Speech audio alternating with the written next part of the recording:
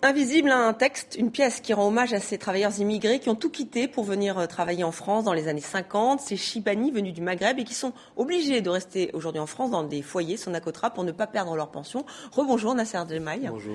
Alors au départ il y a un texte, des mots, les vôtres. Invisible, c'est la tragédie des Chibani, c'est aux éditions Actes Sud Papier. Pourquoi avoir eu envie de traiter ce sujet ? C'est un sujet qui me tient très à cœur parce que c'est un petit peu, j'allais dire, l'histoire de mon papa. C'est l'histoire de mon père et sa trajectoire.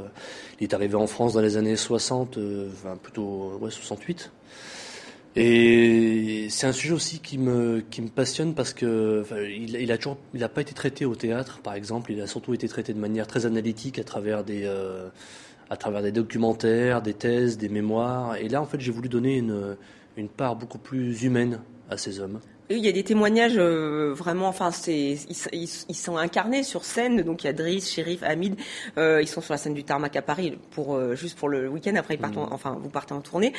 Ces Chibani, vous les appelez invisibles. On va tout de suite comprendre pourquoi avec cet extrait. Vous avez passé votre vie à construire des logements pour les autres, à travailler dans des usines. Vous avez brûlé votre vie au travail. Vous avez votre place, vous avez droit à la paix. Pourquoi continuer à vous battre seul contre un monde que moi-même je ne maîtrise pas, qui va déjà trop vite pour moi? Pourquoi continuer à vous laisser broyer comme ça? Laissez-moi vous aider. Toute la vie, on est invisible. On est invisible et tu crois qu'ils vont nous donner ça maintenant? Maintenant, on ne sert à rien. Vieux, fatigués, ils vont s'occuper de nous. Il n'y a pas de confiance, ils vont nous mettre la corde au cou, oui. Vous êtes têtus, vous êtes butés, c'est pas possible. Je comprends pas. Toute la vie, ils ont menti. Ils ont menti pendant la guerre contre les Allemands. Ils ont menti pendant la guerre d'Algérie. Ils ont menti sur le travail. Ils ont menti sur la paix. Ils ont menti sur le logement. Ils ont menti sur la retraite. Ils ont menti sur l'histoire. Et maintenant, tu veux qu'on fasse confiance? Donc voilà que c'est quand même très fort, il y a un côté vraiment très fort, une charge aussi contre la France notamment. Vous êtes allé à la rencontre de ces Chibani, c'est ce qui ressortait de leur expérience, de leur vécu? Oui, disons que moi, ce qui m'a frappé chez ces hommes, c'est surtout leur dignité. Cette force aussi c'est cette dignité et puis cette pudeur. C'est ce que j'ai voulu retranscrire à travers ce travail. Et du coup, c'est vrai que le fait de leur donner la parole, ça, pour moi, c'est en fait presque... C'est une manière pour moi de les rendre visibles. Effectivement, et il y a des moments très forts, très émouvants, on vient de le voir, mais aussi ils sont truculents. C'est-à-dire qu'il y a un côté pagnol, on les voit souvent jouer aux cartes, et ils discutent entre eux, c'est très très drôle. Ça aussi c'était important de ne pas tomber dans le pathos. Oui, c'était le grand danger en fait de tomber dans la victimisation, dans la revendication. Et au contraire, il fallait une part d'humour justement pour alléger le propos, pour lui donner un maximum de légèreté pour faire passer le message. Et on rit beaucoup, on va tout de suite le voir avec un autre extrait, donc des Invisibles. Le jeune, ça va, il dort. J'ai donné à lui un vrai cachet, un bon cachet du bled, il va dormir une semaine.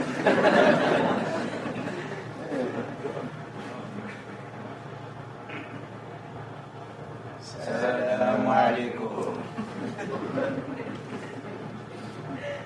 Elle est vieille, elle est bête, elle est moche. Heureusement, elle porte le voile, ça cache un peu. Bon, il faut essayer d'écrire. vous êtes dit, il n'y a pas de tabou, je peux parler de ce que je veux. Non, mais c'est leur humour. Moi, c'est ce qui m'a frappé chez ces hommes lorsque je les ai côtoyés, c'est que je me suis rendu compte qu'ils avaient un humour incroyable, une autodérision. Ça m'a pas vraiment surpris, mais c'est vraiment quelque chose à laquelle je tenais beaucoup. C'était vraiment de leur restituer cette part d'humour parce qu'ils sont. Ça rejoint un petit peu ce que j'ai dit tout à l'heure par rapport à leur dignité. Et c'est vrai que c'est un projet sur lequel je me suis beaucoup amusé aussi. Alors un mot des femmes, elles ne sont pas vraiment là. Elles sont là sans être là, c'est-à-dire que c'est comme des fantômes. C'est vrai que là aussi c'est une tragédie personnelle. Souvent leur relation avec leurs femmes, celles qui sont restées au pays, celles qu'ils ont connues en France, ça aussi c'est un côté très fort. Et donc pas de personnage féminin en chair et en os. Le problème, c'était en fait qu'il me fallait une petite lucarne pour rentrer dans cette histoire. Et du coup, j'ai parlé uniquement des hommes qui n'ont pas fait venir leur famille. Donc j'ai basé l'histoire, enfin en tout cas je me suis attaché aux hommes dont le parcours s'est situé justement avant le regroupement familial. Parce que sinon, s'il fallait parler des femmes, il aurait fallu parler des enfants, il aurait fallu parler de beaucoup de choses. Et c'est vrai et du coup, par rapport à la place de la femme, j'ai voulu à la fois qu'elle soit présente et discrète.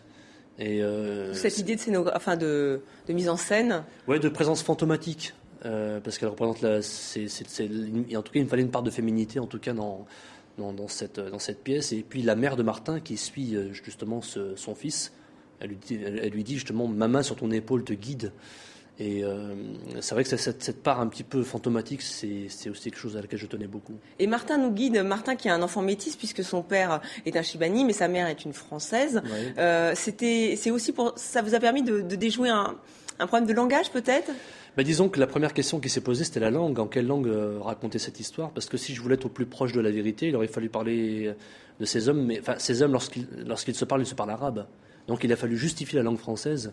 Et du coup, en faisant intervenir un personnage comme Martin, il y a le phénomène d'identification qui peut s'opérer pour le spectateur. Et en plus, en lui parlant, la langue française se justifie. Et du coup, on a la chance d'avoir ces deux langues qui cohabitent sur le plateau, puis c'est très beau. Et il y a beaucoup de débats après la pièce. Ah oui, oui. Là, il y avait beaucoup de monde ce soir-là, le soir où j'y suis allée. On vous parle de quoi ? Qu'est-ce qui revient en particulier ? D'abord, les gens me disent que ça leur fait très très plaisir qu'on mette ces hommes sur le plateau, qu'on puisse voir en fait des acteurs entre guillemets hors normes sur le plateau. Ça fait également plaisir de pouvoir parler de cette histoire d'une manière à la fois légère et en même temps sérieuse, quoi, dans le sens où il y a à la fois de l'humour et en même temps beaucoup d'émotions. Et puis on entend plein d'histoires, quoi, des parcours incroyables.